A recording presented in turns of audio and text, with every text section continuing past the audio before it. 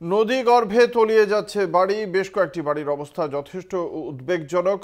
রূপনারায়ণ নদীগর্ভে বাড়ি তলিয়ে যাওয়াকে কেন্দ্র করে স্থানীয় বাসিন্দারা যথেষ্ট আতঙ্কের মধ্যে রয়েছেন। বিশদে জানবো পরিস্থিতি সম্পর্কে, কি পদক্ষেপ এখনো পর্যন্ত প্রশাসনের। আমাদের সঙ্গে রয়েছেন আমাদের প্রতিনিধি মধুসূদন ভট্টাচার্য। মধুসূদন, কি পরিস্থিতি? অঙ্কুরটা একেবারে কিন্তু দাসপুর 2 নম্বর ব্লকের যে রানীচক এলাকা, সেই রানীচক এলাকার সংগ্রাম পাড়ায় রূপনারায়ণ নদীর পাড়ে বেশ কয়েকটি যে সংগ্রাম পরিবার তারা বসবাস করছিল দীর্ঘ কয়েক যে বছর, সেই কয়েক বছর ধরে বসবাস করার পরে রূপনারায়ণ নদীর পাড় যে ধসে গেছে, সে ধসে যাওয়ার ফলে কিন্তু ইতিমধ্যে 3টি বাড়ি কিন্তু নদী গর্ভে পড়ে গেছে। তবে আপাতত ভাবে আরো একটি ঝুঁকিপূর্ণ অবস্থায় নদীর পাড়েই ধসে পড়ার আশঙ্কা করছেন এলাকার বাসিন্দারা।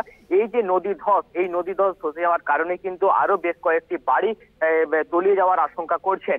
পরবর্তীতে আজ কিন্তু সেই এলাকায় গিয়ে উপস্থিত হন দাসপুর বিধানসভার বিধায়িকা মমতা ভূঁইয়া এবং ঘাটাল সাংগঠনিক জেলা তৃণমূলের সভাপতি আশিস হুদাইদ। পরিদর্শন করে তারা সাধারণ মানুষ, ওই সমস্ত যে পরিবারগুলি রয়েছে তাদের পাশে থাকার আশ্বাস দেন। পাশাপাশি পুরো বিষয়টি জেলা শাসককেও জানানো হবে, এমনকি পরবর্তীতে ওই সমস্ত যে পরিবার যাদের বাড়ি ইতিমধ্যে নদীগর্ভে তলিয়ে গিয়েছে, সেই সমস্ত পরিবারের পাশে থাকারও আশ্বাস দিয়েছেন। ধন্যবাদ। আমাদের সঙ্গে ছিলেন আমাদের প্রতিনিধি মধুসূদন ভট্টাচার্য। আপনাদের জানিয়ে রাখি, পরিবারগুলির পাশে থাকার আশ্বাস দেওয়া হয়েছে প্রশাসনের পক্ষ থেকে। কি কি পদক্ষেপ করা হয় সেই দিকে অবশ্যই নজর থাকবে। এলাকা পরিদর্শনেও যাওয়া হয়েছে পশ্চিম মেদিনীপুর জেলা প্রশাসনের পক্ষ থেকে। রূপনারায়ণ নদীগর্ভে দাসপুরের কাছে এখানে এই পরিস্থিতি আপনারা দেখতে পাচ্ছেন। নদীগর্ভে একেবারেই বাড়িগুলি ভেঙে পড়ে গিয়েছে।